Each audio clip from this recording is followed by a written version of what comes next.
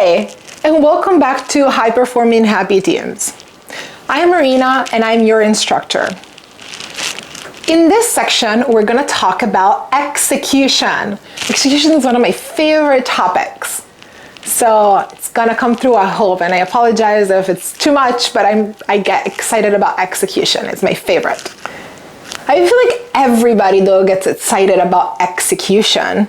People get excited when they see their work come to form, their software is working, their product is in the market, customers are using it. It is so exciting when we're finally able to put out all the work and effort that we've put into a work or a thing. And your team is also motivated by execution, believe it or not. I hope you do. One of my favorite quotes about execution is that an okay plan, violently executed today, it is way better than a perfect plan executed tomorrow. So let's get on to execution and let's see why execution is so important.